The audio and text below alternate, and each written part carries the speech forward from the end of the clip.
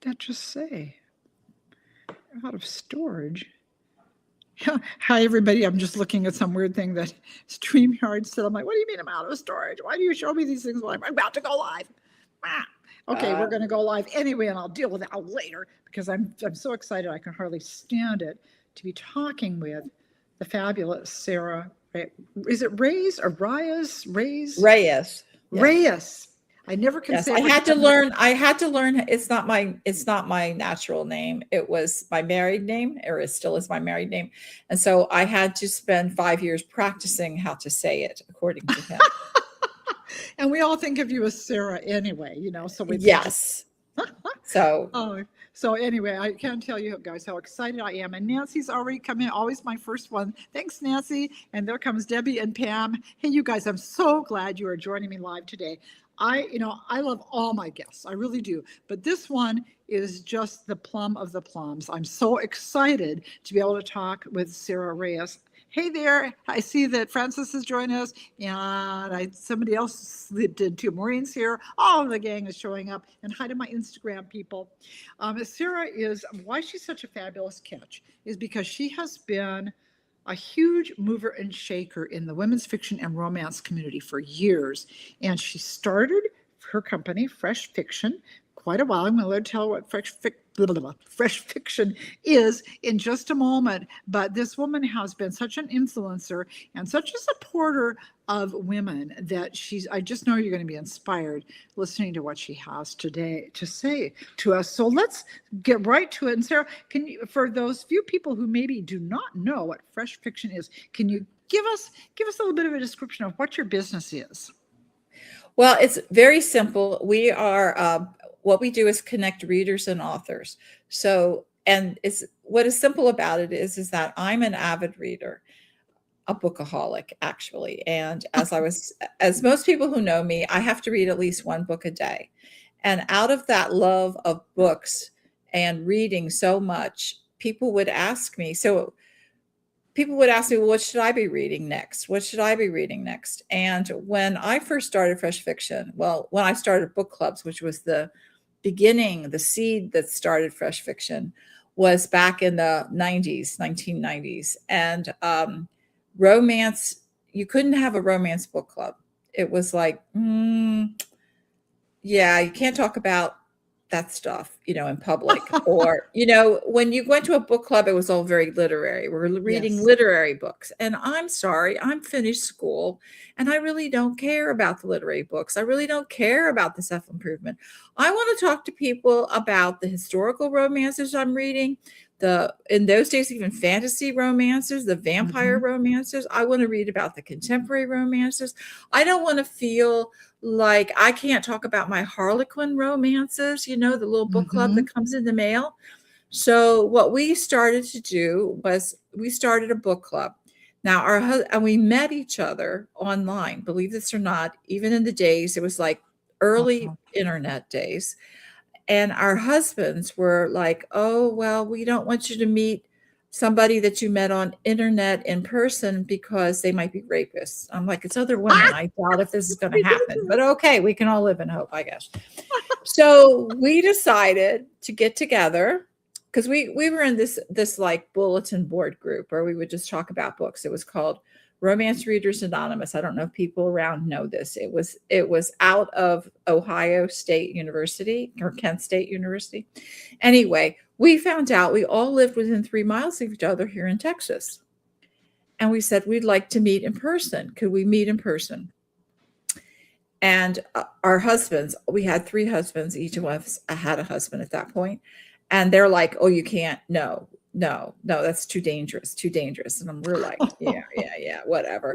So we decided to meet in the safest place that we knew, the tea room of an antique mall. Oh, that sounds so fun. We closed down the tea room. We closed down the antique mall. They kicked us out. We were talking so much. We got there like at noon and we talked until it closed at 6:00. They kicked us out.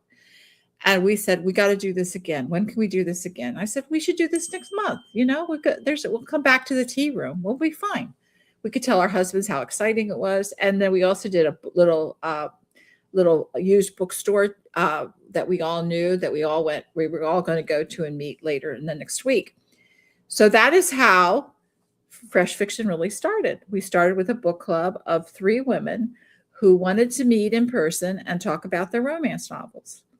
And then as we grew, because right now we're at about 6,000 women in That's the North amazing. Texas area. And we have been meeting steadily since October of 1995. The only time that we missed them in person once for 2 years during COVID, but then we went online, and now we do a weekly, every Wednesday night, we do a book club that's online for 2 hours, and there's no charge, there's no fee, but we always bring an author in and we interview the author for half an hour, and then we have secret time because we And you all like talk about her secret after times. she's gone. Yes, we talk about them after they're gone, and we talk about how we liked the book or didn't like the book and all that good stuff. But the thing that's really more important with that, and Sheila has come a couple of times, a lot of authors have come a couple of times, is that we spend the first half hour actually talking to each other just as if we were in person. So what we do is we talk about what are we reading right now? And then we've added what are we watching and what are we listening to? Because as people listen to audiobooks and podcasts that are about books and stuff, it's all like it's a book world, because some of our favorite books are made into movies, and we want to talk about the movies or the TV shows that it's based on, but we're still talking about books. But what it does for each other is that sense of being with each other, and we don't make fun of what you're reading. Okay, that's not true. That's not true, because I have made fun of one of the members of our book club because she read about a reindeer shifter. And I'm sorry, it really sucked. It was not a good way of doing it. For Christmas. One would think it was cute for Christmas. One would think that, but it was just not a good story. It had Santa Claus in it. He was a shifter. It had Mrs. Claus. She was a shifter. Okay, that's not a good odd. shifter. I mean, and it wasn't even, because I love like Shelley Lawrenston and stuff, all of those shifters. This was not a good one. I'm just saying that for the record. But anyway, usually, and we always make fun of her now because of the reindeer. Because of the reindeer shifter. Yes, it was Rudolph. It was Rudolph the reindeer shifter. And he didn't even have the red nose. Weird. I mean, you gotta go some of the story. Anyway, so Fresh Fiction came out of that genesis of 3 women meeting together to talk about romance books, because we weren't allowed to talk about them anywhere else. Wow. And I have a lot of books because I read a book a day, as I was saying before. And I also don't sell my books. I'm really bad about that. So I've got 40,000 books, and I have a whole room that's supposed to be a media room where you're supposed to put a big screen TV. I've got 8-foot bookcases that looks like a library. Okay. Because I can't get rid of my books, and everybody in my family knows that. You are a library. You don't look like a library. You are a library. And I also don't lend out my books. Okay. Sorry. I have lent them out in the past and they have been destroyed. And so if I say to somebody, oh, you're going to love this book, and they go, oh, I really, I can't get it, whatever, I'll get another copy and I'll send them the other copy. Because they're not getting yours, huh? Pam's not getting mine. Pam wants to know, where do you keep your books? Well, it sounds like you have shelves and shelves. I mean, like a library, right? Yeah, it's like a library. And my husband is engineer type data, and he went through and alphabetized it, but not by author last name, by title. Oh. And it was just sort of like, stop doing that. No. Oh, no. And then he did it by color. One year, and I'm like, this is not helpful. I love you, but this is not helpful. Just give me another bookcase. So that was our whole, the treats that I would get from him were another bookcase. So, we had bookcases in the hall and everything else. And when we finally moved to this house 20 some years ago, we got the medium room is 30 feet by 25 feet. So it's big room. It's a big room for, you're supposed to put TVs and stuff in it. It's all wired for TVs and stuff. And I'm like, bookcases would be perfect here, honey. Aww. Just saying for the record. That is so funny. You hear the saying, just one more chapter. In your case, Sarah, it's just one more bookcase. Yes, absolutely. And I think that, when I meet women or anybody who their significant other or their family gifts them with a bookcase, I know that we are going to be friends Well, that's just, I love that. because you know that they're a good person because they obviously collect books. They What's wrong like with that? books. Oh, that's fun. Yeah, they like books.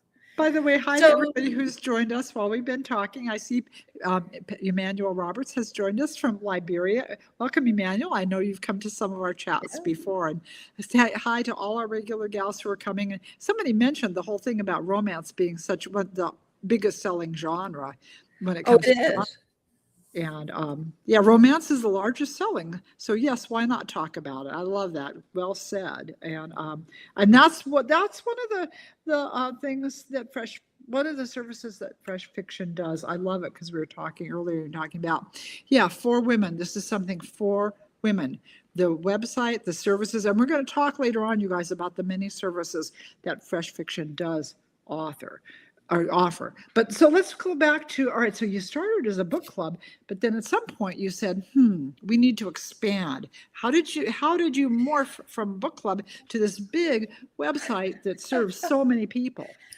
Well, as I told you, my husband liked to categorize things. And so I think it was the late 90s, he bought this software package for me because he was collecting records and music, different albums and stuff. And so they came out, it was called Book Collector with a Z at the end. It was from Netherlands. It was a Netherlands company and it was ran on DOS or something. And so he said, I'm giving you a gift so we can know where all your books are and stuff. And those were days, that was before we lived here. So that meant the books were, some might be in the hall library, some might be in this bedroom, some might be in the living room, some might be I have books in my dining room, some might be in the dining, they were all over the house, but it was kind of like when I was on a reading thing, and I'm the kind of person that I like to glom. You remember the word glom?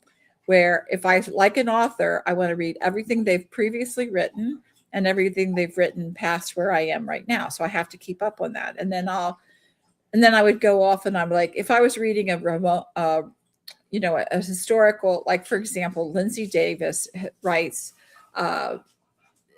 she writes actually 2 series that were set in ancient Rome. And I had read a romance book that was set in ancient Rome. And I thought, oh, I wonder if there's anything else. And I found that there was this whole series of mysteries set in Rome. He was an inquiring agent, he was an ex-gladiator, a whole lot of things like that. And so every once in a while, if I'd read something else, I'd have to go back and reread that whole, and I'm a rereader too. So I'd have to go back and I have to know where it is to get it. So anyway, I got this program from my husband and I found out in it I could put it online.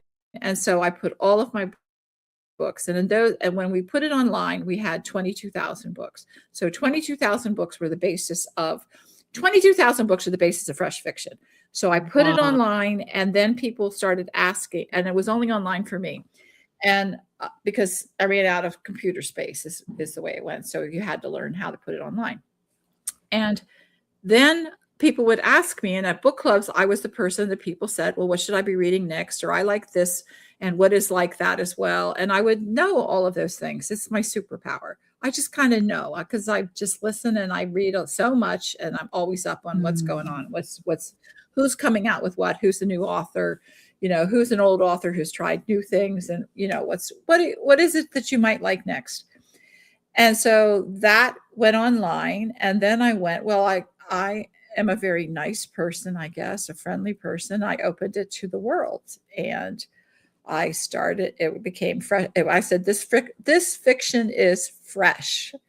I am not that smart with names and logos. So we are Fresh Fiction. And everything went with Fresh Fiction. And I was very fortunate to have a husband and son who are in the computer business and who bought computers and who knew how to do the technology and stuff. And And in my background, my business, I worked for American Airlines, and I was a marketing specialist or marketing manager, actually. And so I Oh, married together my love of marketing with my love of information. And so we put it together. So once I got Fresh Fiction, I put the books there and the categorizing and stuff. And it was just like really easy. And then I went from there, I just thought, well, we're going to add, there's new books that come out every Tuesday. I want to know about the new books that come out every Tuesday. So I made friends with publishers. And so they would send me catalogs, and I would sit with the catalog. It was paper. I'd sit with the catalog and I would go through the sections that I thought, I'll be honest, that were of interest to me. Now, what I read is I read mysteries, I read romance, I read women's fiction, I read science fiction, hard science fiction, and soft science fiction. I read fantasy. I read a little bit of horror, not a lot of horror. It's got like, I call it horror light. I loved gothics and stuff like that. I oh don't care yeah. about self-help. I don't care to improve myself. I don't care about a lot of nonfiction. I don't care. So I just cut those out. Those part of the catalogs I didn't need to know. And all the rest of it, all the mysteries, the thrillers, the romances and stuff, I started to add to it. And it just naturally kept growing as long as I stayed within, as I said, that wheelhouse. So right now we are at over Fresh Fiction, the website. You can go to freshfiction.com. We have nearly 10 million pages of books and authors. And so it was like, well, how would I be looking for a new book? Well, if I learned about the author, I want to know a little bit about the author. And I was very disappointed in the 90s and early 2000s with author websites because they never said anything. If they even had an author website, it's just like nothing was there. So I'm like, I'm going to take care of this for you and I'll just do it. And I'm not charging, and I don't charge, and I'm just doing it. It was for me. I did this stuff for me because this is the kind, because I was just curious and I wanted to know and I wanted to keep track of things. And this is even before Goodreads, guys. So I would put, okay, this book comes in a series. Okay, series is important to know about that. And where is it set? I wanted to know where the setting, the location, the year, not the year it was printed, but the year that it's supposed to take place. Like, is this a Regency, a Georgian? Is this a medieval or that? Is it in space? What time and space is it? These are my curiosity things. And then it was just like, and I wanted to make sure that I was like many avid readers and bought the same book multiple times because I forgot I had it. The little things. But yeah, so that is the genesis of how Fresh Fiction became online. And because I made friends with the publishers and they were like, yeah, sure, if you want for free, we'll send you the catalog. I'm not buying the books necessarily, although I did buy a lot of books. But it was, here's the information. And I knew how to use information. And my marketing skills I'm amazing. Yeah. And then I was like, I tell authors like, why? Okay. And the other thing is that I knew that newsletters, that emails are very important. So if you sign up at Fresh Fiction, we have an email every day. We do like a recap of the best things that we put on Fresh Fiction. And every day we have up to 5 authors or people who submit posts for us. And so we publish their posts, we publish their articles, I guess you could say. We do reviews all the time. We've got review staff, and I'm always looking for new reviewers. So if you like free books and you like to talk about books, but we don't do them in a technical sense. Like, we're not trying to tell authors how to do their business. What we're trying to tell is other readers, are you going to like this or not like this? This is the kind of book, these are the fun things that you should get, and no spoilers, never spoilers. Here's what I liked about this book. Here's a little bit of the plot, that kind of thing. Yes. And here's like, this is how it grabbed me. This is how it touched me, so it's just a little bit of a summary. It's a little bit about the high points of it, like how it fits into its genre or subgenre. And then the last paragraph is always like, how, as a reader, how do I like that? I have had readers who have worked for us who have done for over 20 years. So you could follow your reviewer, and if you find somebody that shares your interests, this is like in real life. If you go to a book club or you're online and who likes the same kind of books that you like, And you also know who doesn't like the same books that you like. So you kind of say, if they hated it, you might like it. And that, but if they say that they loved it and they're your, your soulmate of a reader, then you're going to want to look at that author and you're going to want to look at that book. And so that's the kind of reviews that I want to have published. I don't want negative reviews. We're not snarky. I don't believe in snarkiness because I think bad things will come back to get you 3 times. And what's the point of that? Not a point. To me, life is too short to have negativity in it. I'm here to read, and I'm here to share the love of reading with other women. We let men in, but, sometimes they just don't understand. Well, so guys, if you're interested in being a reviewer, you might want to check out the website, check out Fresh Fiction, and then reach out and say, hey, I'd like to be one of your reviewers. But now, interesting, because you mentioned reading and books, and this is how you started this. And we were having an earlier conversation, and you had mentioned that somebody had asked about did you ever want to write a book? And why didn't you love books so much? How is it you didn't become a writer?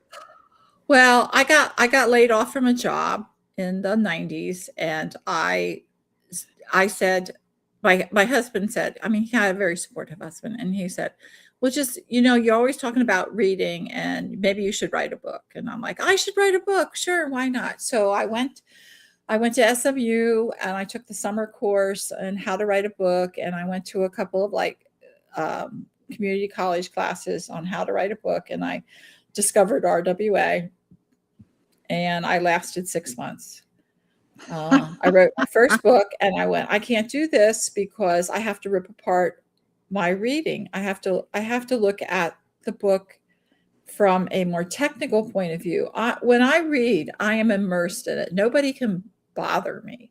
Nobody can, I'm there and I'm reading the whole page. And I don't like to, I'm one of those, I sit down, I read, I'm finished the book in one day, or actually I do it in a couple of hours. I'm fortunately a speed reader. So it takes me out of the ordinary. And so to have to stop and to dissect it doesn't work. My daughter, and I also said about this, is that my daughter was a TV journalist, and she interviewed TV people and movie people and stuff like that. And I would get to go with her because she went to see movies before they came out. And I would get to go with her as her +1 because I'm a mother, and that's what mothers get, special a thing. But I would sit there and have a great time, and she would be tearing it apart. She would say, well, this was bad and this was bad, and they missed this thing. And I'm like, I didn't even notice that. I thought it was a really good story. The acting was good, and I had a great 90 minutes. I don't understand what your issue is. And then she would write her review and whatever she would write on it, or she gave interviews. And I'm like, I said, that's why I couldn't do a book. I couldn't be a writer of fiction. I couldn't. Now I do write, but it's about, here's the books you should be reading. Here's the authors you should be following. That's totally different in my idea than writing a fiction book. And we're glad that you do that kind of writing. Yes. Because it had occurred to me, if you had gone that direction, well, there wouldn't be a Fresh Fiction. There really wouldn't. No, there wouldn't. Because you have to make your choices. And guys, I think that's a really good reminder to all of us. Sometimes you think, I really should be doing, fill in the blank.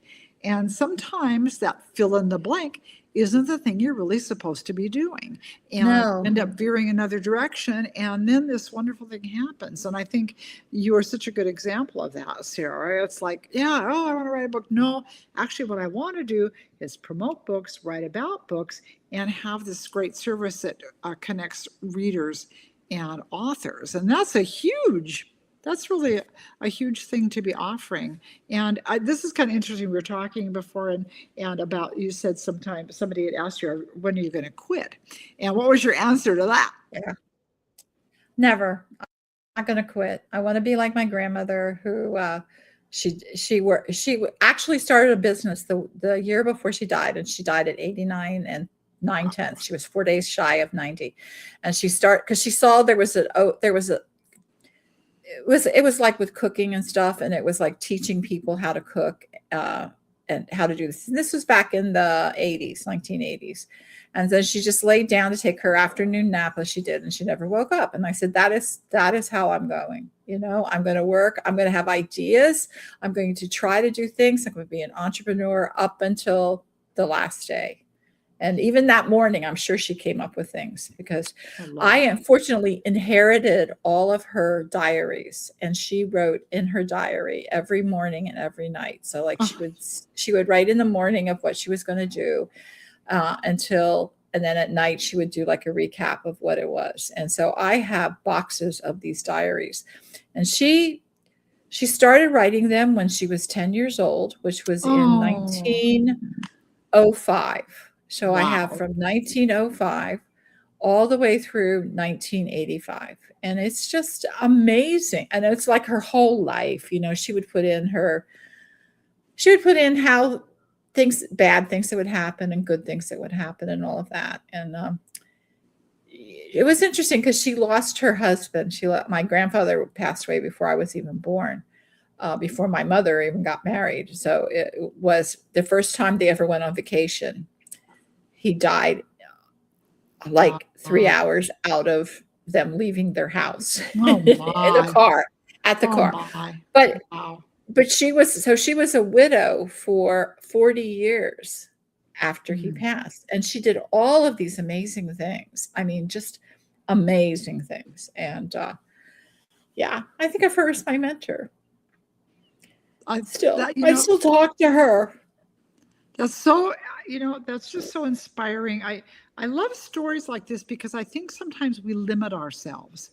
And the fact that she picked herself up, she kept going, she always had something going on, she always had an idea, and it was active to the end. And I just think, several of us on here we're not in our 20s anymore. And I think sometimes it's easy to go, oh, well, there's nothing left for me to accomplish. And I think you're such a good example of that too, Sarah. There is always something for us to accomplish if we're still here, All right. And I think that's people keep saying that about Fresh Fiction is that, like, not that I want to toot my horn, but I like to toot my horn. No. Go ahead, toot away.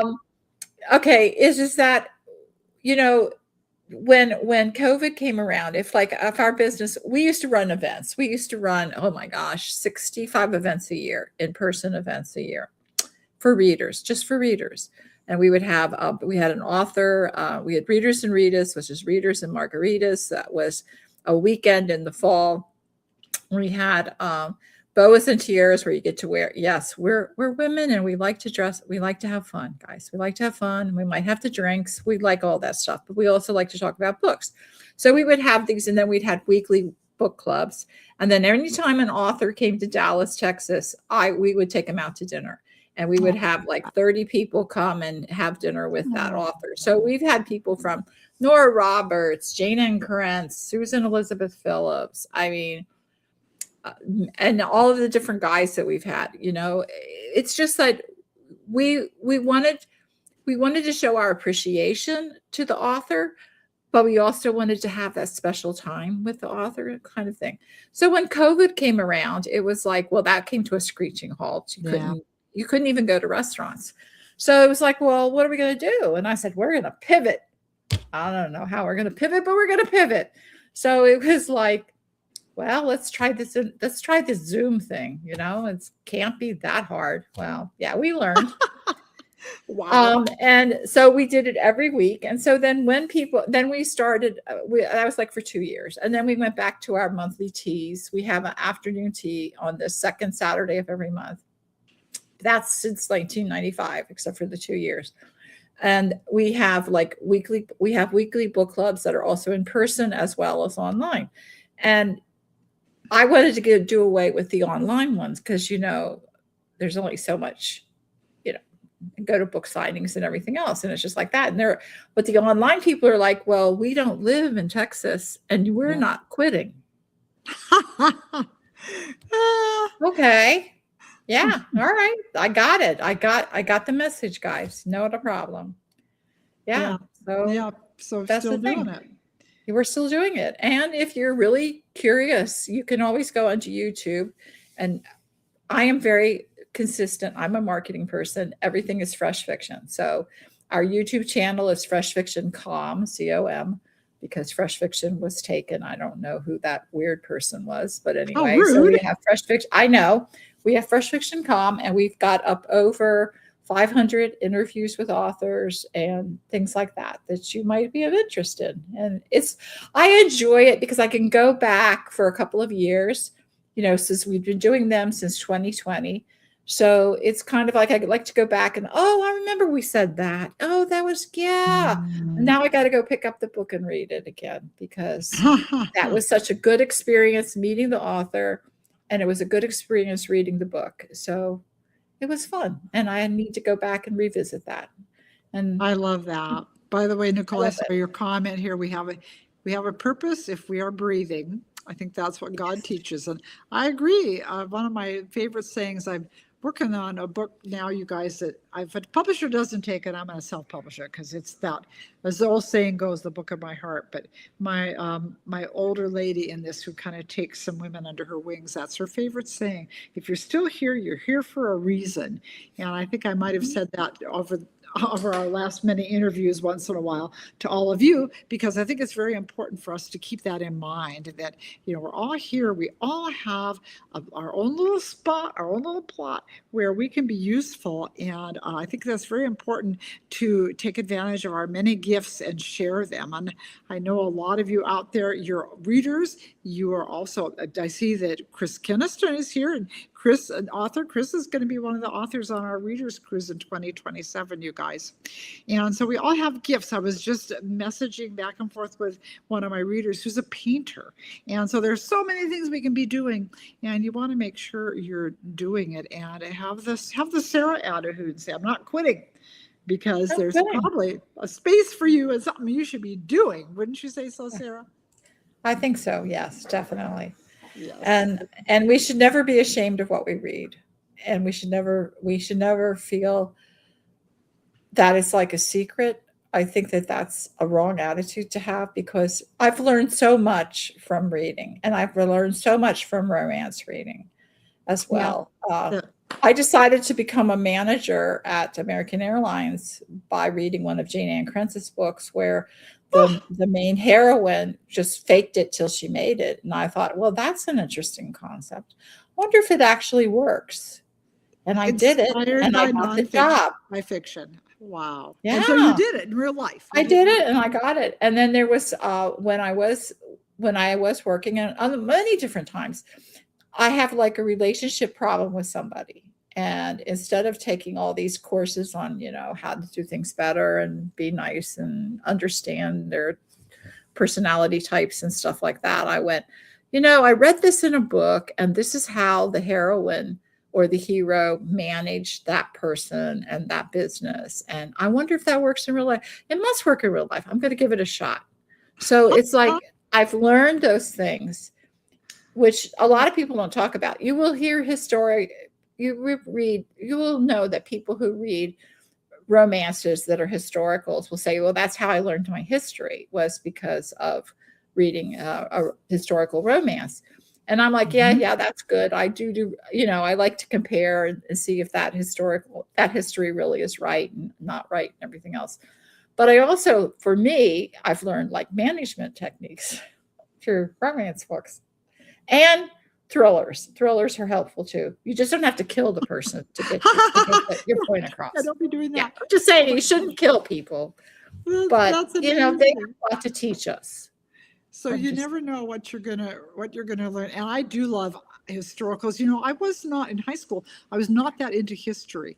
But then as an adult, I discovered historical novels, and the difference, I thought, wow, in a novel, you're seeing it's not just dates. This happened here and this happened here, and the Napoleonic Wars were here. You were seeing how the events of history affected people's lives on an everyday basis, the average person, how they were affected by history.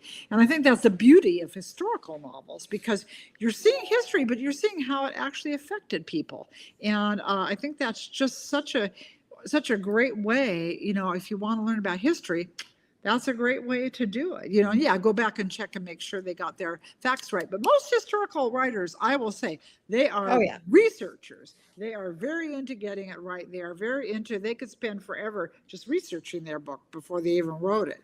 And Yeah. so you're usually going to get something pretty accurate when you read a historical novel. So I think there's a lot to be said, for that. So make sure that you're out there doing it, and make sure, guys. So freshfiction.com, you can find them online. They have so many books. You can spend a lot of time on that website just looking up different authors, what's going on, what's new. Again, the book club, that's all listed on the website, right, Sarah? If people want to Mhm. check the book Yes. club, they can find that on the Right. website, correct? Yes, and we have so many different things. Like we do have a book subscription box, which I think we're the cheapest out there, Oh, because you cool. get 4 to 6 brand new books every month for $39, which includes the shipping.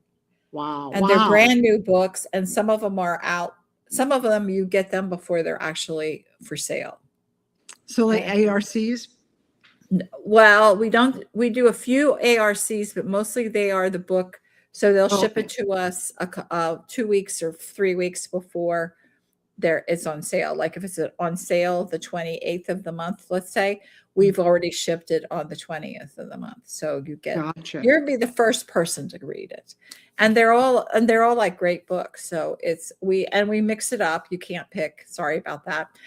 But we want you to read new things. So it'll be a women's fiction, a historical, a mystery, and a paranormal. Oh, I love And that. So what a so variety of yeah, books. That's yes. good. And now So you as have you can see, let me see if I get this pointing right. I have a lot. These are the books that are going out next month. wow. I get them early because they come to my house. And so Wow. I have to look at them and, just for fun. But What a, anyhow, $40 a month for, and they're all like trade backs and hardbacks now because nobody's doing mass market. yeah, So yeah. we didn't raise the price. It's, That's we're wonderful. not making money on this. That covers the shipping, if you want to know the truth. So this Shipping is is just a outrageous. service that they're offering for It's a readers. service that Yeah. we're offering to readers to find new books, and to authors to get their books out there to people that they may not have gotten it another way. I love And that. I think they're really great. They're great books, and it might be something that you didn't consider. And so that's called the Fresh Fiction Box. There's a link on the top of it, of every page of Fresh Fiction. We run contests constantly, as Sheila knows, and a lot of readers know. So if you're into free books and gift cards and stuff, you'll enter a contest. There's no charge, and all you do is you give your email away, and then you're on their mailing list, which I don't think is a bad thing. You can always unsubscribe without no feelings hurt on either side. But the nice thing about that is that it introduces you to an author and the book that they're either promoting, or it's going to come out or something like that. So you'll be in the know. And I think readers want to be in the know. They want to know what other people are reading. We're not solitary people. We like to be with people that are of like-minded to us in some ways. Yes, And it we're doesn't always looking matter. for our tribe. We are looking for a tribe, and Yeah. we're always, but women, I think, are, especially romance readers, are open to different things. Yeah. We're not like, I only going to read this kind of book, or this, like, I only read, cozies, or I only read books set in small towns or big towns, or cowboy books or whatever. It's like if somebody comes along and writes something, and you hear a recommendation from somebody you trust, and you go, well, I want to consider. That's how I got stuck on Ice Planet Barbarians, people. I mean, truly, this was not. I'm like, romance in space. Okay, when I read science fiction, it's really usually written by a man. They have no idea how to write sex. They have no idea how to write relationship, but they write about spaceships and battles and politics and stuff like that. And it's usually, I like it. I grew up on it and I like it. So being introduced to Ruby Dixon and blue-skinned aliens and romances with humans, and you're just like, but she's funny and her books are good, And so, yes, it took me 4 months of her talking about them every single week about what she was reading next in the series before I fell. And then I fell deeply in love with the blue With blue skin. aliens, huh? Yeah. You Yeah. are ready And to then go if a blue alien ever comes to Earth. I was just like, okay. And it was really strange and funny. And it's the same thing. That's why I like some shapeshifters and stuff. I really do. I love Shelley Lawrence's books. I love her because she manages to put people of different cultures together, and they fall in love, but they're also very relatable. They could have bad kids. They could have a bad boss. They could have, somebody who did them wrong or something like that. And you get to read it, and one's a bear and one's a tiger or whatever. And if you just forget that part of it, you see humanness, and you Yeah, see, yeah. oh yeah, I can relate to that. And in the meantime, I am now escaped to a different place out of my world of whatever's happening with me, and it's just really fun and wonderful. A fun And escape. that's why I have to read every day. I can't go to sleep at night without having read a book. I just No. can't. It's And just I bet not. a lot of us feel like that, right, out Yeah. there. So, and guys, I promised Sarah I wasn't going to keep her long, but I will, before I let us all go, remind you that it is almost July.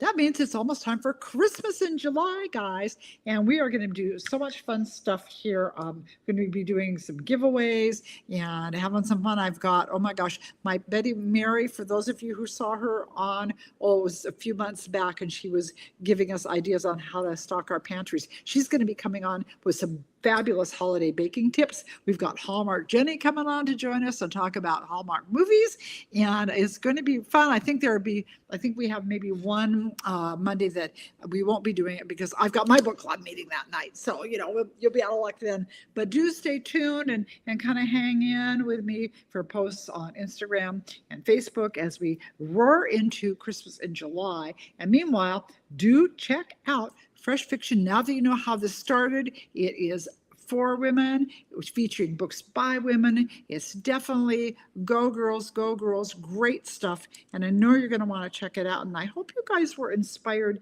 hearing Sarah's story. I think it's really inspiring how she took a love of reading, she's turned it into a business and a service for all of us as readers. And so I want to thank you for joining us tonight, Sarah. It's just been great to talk to you. Thank you. It's always great to talk to you, Sheila. It's a lot of fun. So saying a quick bye to our Insta people, and now goodbye to our Facebook gang, and we will see you all after the 4th of July. Have a great 4th, Okay. everybody. Have a great 4th. Bye-bye.